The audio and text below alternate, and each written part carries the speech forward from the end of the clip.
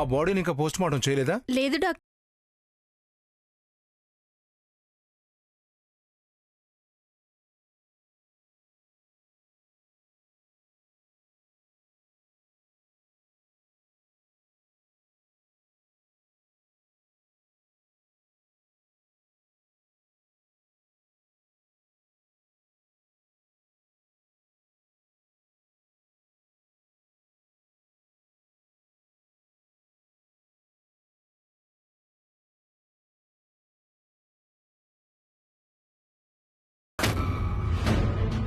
Excuse me doctor, post mortem చేయొద్దని ఇంకా కాసేపు వెయిట్ చేయమని సాంబశివ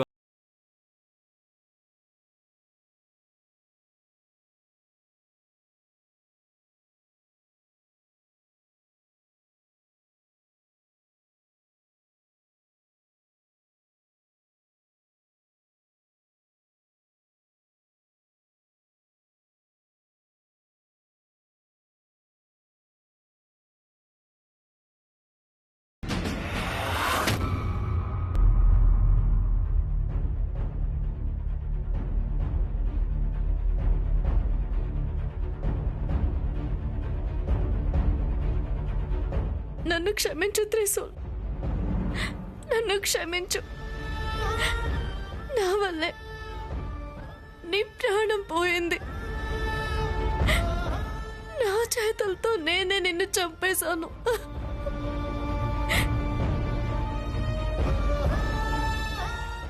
లేదు, ఈ పాపం నన్ను చివరి వరకు వదలదు.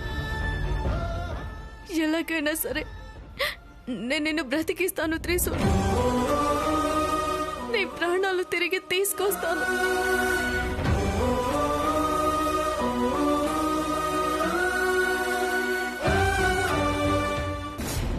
డాక్టర్, పోస్ట్ మార్టం ఎప్పుడు చేస్తారు? అరే, మీరే చేయొద్దన్నారు. ఆ? నేను చెప్పానా? అవును, మార్చరీకి వచ్చి మరి మీరే కదా పోస్ట్ మార్టం చేయొద్దని చెప్పారు. సాంబశివ గారు చెప్పారని స్వయంగా వచ్చి మరీ చెప్పారు కదా మీరే. ఆయన అలా చెప్పారంటే దానికి ఏదో కారణం ఉంటుందని ఆయన ఇన్ఫార్మ్ చేసిన తర్వాత అప్పుడు పోస్ట్ మార్టం చేస్తారు. నేనెప్పుడు ఆయన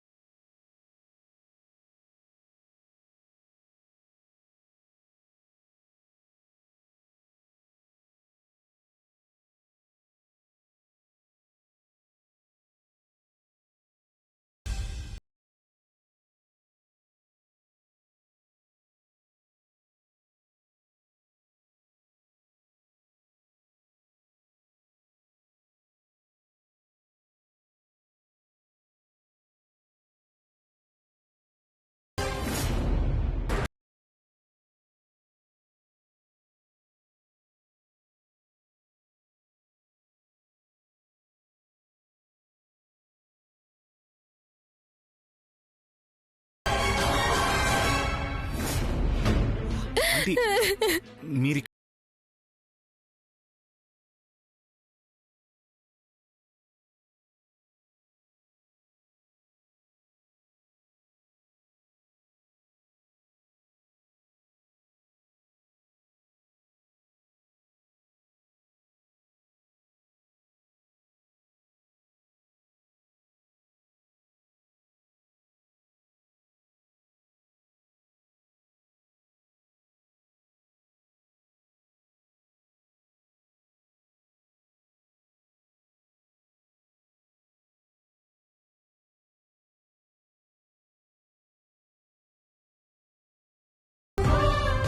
ఇదే మాట శివాని.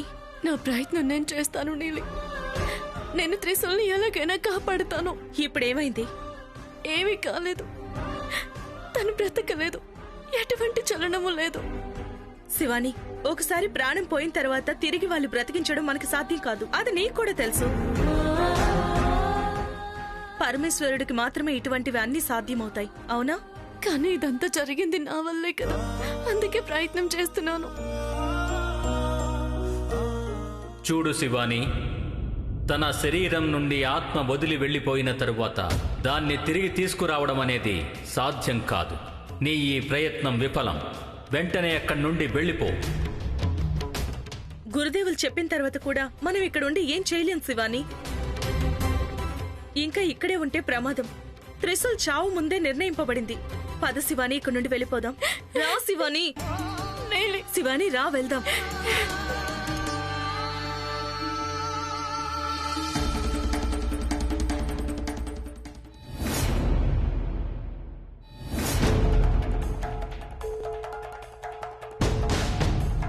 సార్, డాక్టర్ రఘు, బాడీకి పోస్ట్ మార్టం అయిందా?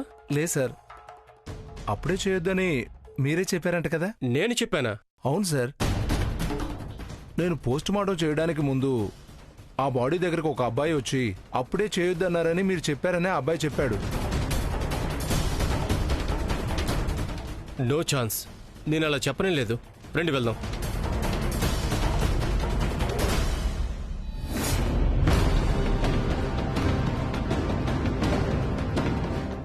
ఏంటి రఘు, ఇక్కడ బాడీనే లేదు?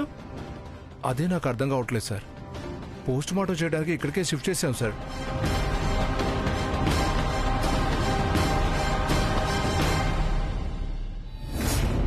శివాని, ఎందుకు ఇలా చేసావు? చూడు, జరిగిందేదో జరిగిపోయింది. తనకి దేవుడిచ్చిన ఆయుష్ అంతే ఉందేమో. తను నీ వల్ల చనిపోయి ఉండొచ్చు, కానీ తన జీవితం ఇంకంతే. దానికి నువ్వేం చేయగలవు? తనకి ఆయుష్ అయిపోయింది, వెళ్ళిపోయాడు. ఇప్పుడు తర్వాత ఏం చేయాలనే దాని గురించి మనం ఆలోచించాలి. కానీ తనని చంపినందుకు ఆ పాపం నన్ను వదలదు కదా. నా వల్లే తన ప్రాణం పోయింది నీలి. నా అనుమానం వల్లే తన ప్రాణాలను కోల్పోయాడు. లేదంటే అసలు ఇలా జరిగే అవకాశమే ఉండేది కాదు. ఇదంతా కేవలం నా వల్లే జరిగింది నీలి. నేను చేసిన దానికి అసలు ఏం పరిహారం చేసుకోవాలో నాకు తెలియడం లేదు నీలి. పరిహారం ఏంటి?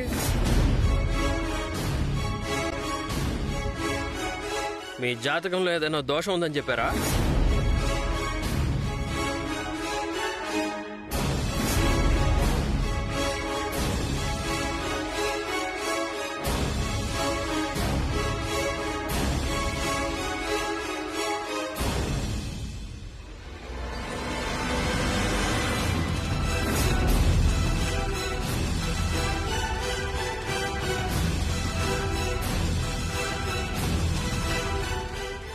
మీరు హాస్పిటల్లో ఆ పాము మళ్ళీ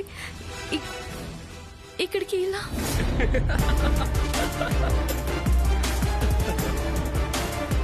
అయ్యో దేవుడా, అసలు ఏమైందో చెప్తాను, కొంచెం వినండి. నేను చనిపోయాను అనుకొని హాస్పిటల్లో శవాల మధ్యలోకి తీసుకెళ్లి నన్ను పడుకోబెట్టేశారు. నేను నిద్రలో నుంచి లేచి చూశాను. అక్కడ చూసేసరికి నా చుట్టూ అన్ని శవాలే. ఎంత భయపడ్డానో తెలుసా? గడ్డ గడ్డ గడ్డ గడ్డ వణికిపోయిందండి. నా గుండె డబడబ కొట్టేసుకుంది. అబ్బా, హార్ట్ అటాక్ రావడం ఒక్కటే తక్కువ అనుకోండి. ఆ తర్వాత అక్కడి నుంచి నేను పారిపోయి వచ్చేసానా, అది సంగతి. పోనీలేండి, అంత సర్దుకుంది కదా, నో ప్రాబ్లం. అంటే హాస్పిటల్ నుండి తిన్నగా ఇక్కడికే వస్తున్నారా? నేను హాస్పిటల్లో లేచిన తర్వాత తిన్నగా ఇక్కడికే ల్యాండింగ్. ఇంటికి ఎందుకు వెళ్ళలేదు? నేను హాస్పిటల్లో పడుకున్నప్పుడు మీరు నన్ను చూడ్డానికి వచ్చారు కదా. నేనా? లేదే. లేదు లేదు లేదు లేదు, నేను హాస్పిటల్లో ఉన్నప్పుడు మీరు నన్ను చూడ్డానికి వచ్చారు.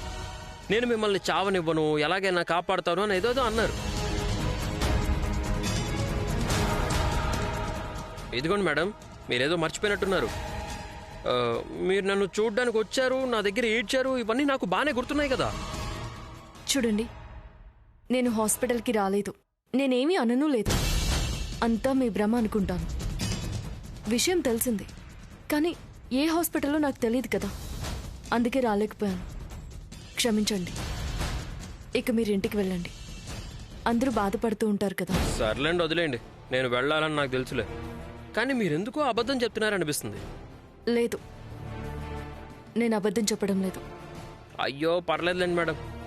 కానీ ఒకటి మాత్రం నిజం, నాకు పాము అంటే చిన్నప్పటి నుంచి విపరీతమైన భయం. కానీ ఇప్పుడు ఆ భయం అనేది నా మనసులో నుంచి పూర్తిగా డిలీట్ అయిపోయింది. దానికి కారణం మీరే. మీరు నమ్ముతారో లేదో కానీ నేను ప్రాణాలతో ఉండడానికి కారణం మీరే అని నాకు స్పృహ రాకముందు తెలిసిపోయింది. అందుకే నాకు స్పృహ వచ్చిన వెంటనే ముందుగా మీకు థ్యాంక్స్ చెప్పాలని ఇక్కడికి వచ్చేసాను. నన్ను కన్న అమ్మా నాన్నలు నాకెప్పుడు వాళ్ళు ముఖ్యమే. కానీ నా ప్రాణాలు కాపాడిన మీరు కూడా నాకు ముఖ్యమే కదా మేడం. సరే వస్తాను, బాయ్. తర్వాత మాట్లాడుకుందాం. లేదు లేదు లేదు లేదు లేదు మళ్ళీ మీ దగ్గరకు వస్తూనే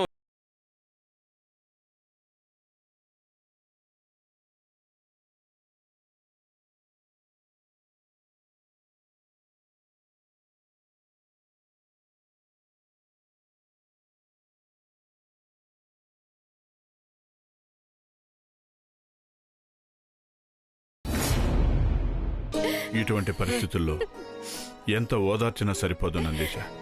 నాకు తెలుసు, అర్థమవుతోంది. కానీ కొన్నిసార్లు నన్నేం చేయమంటారయ్య గారు?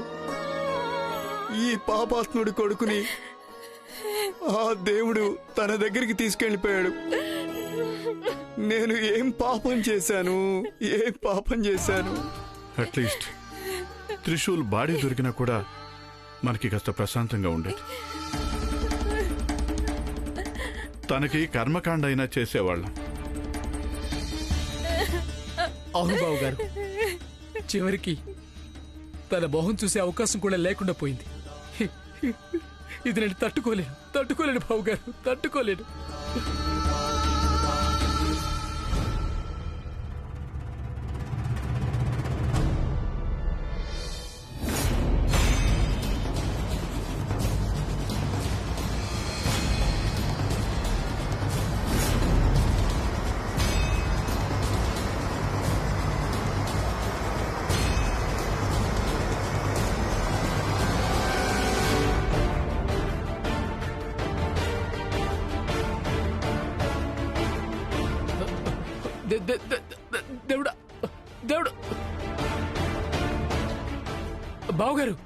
దేవుడు బావుగారు, దేవుడు. ఏమైంది గోవింద్ నీకు? అసలు నువ్వేం మాట్లాడుతున్నావు? లేదక్క, నిజంగానే దేవుడు వచ్చాడు. అందరూ రండి, చూపిస్తాను. బాబా త్వరగా రండి. అదిగో త్రిశూల్ దేవుడు. బాబా, అక్క,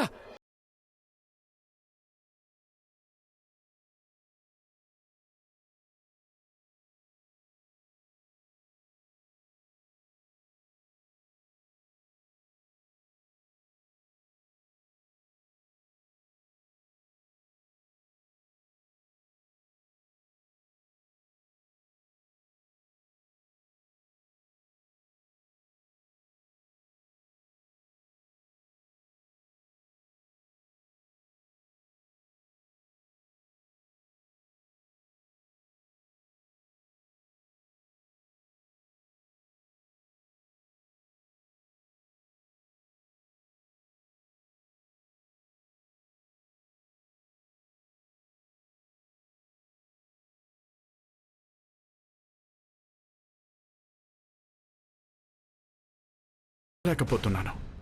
అయ్యగారు, ఏమైందనేది నాకు కూడా తెలియదండి. నేను నిద్రలో నుంచి అయితే లేచాను. లేచి చూసేసరికి నా చుట్టూ అన్నీ శవాలే ఉన్నాయి. నాకు అప్పుడే అర్థమైంది నేనేదో హాస్పిటల్లో ఉన్నాను, శవాల మధ్యలో ఉన్నానని. ఆ తర్వాత చాలా కంగారు పడిపోయానండి. అక్కడ నుండి వెంటనే బయటకు వచ్చేసాను. యాక్చువల్లీ నాకేమీ గుర్తులేదు కూడా అసలు.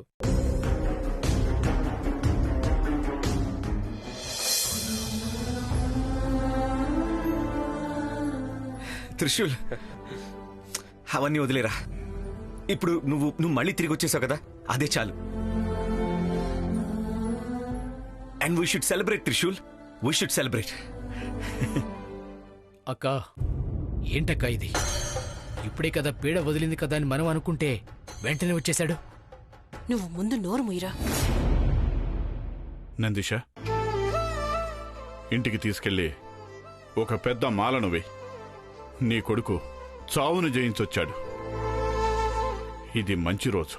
తను చేసిన సాధన చిన్నది కాదు. తీసుకెళ్ళు.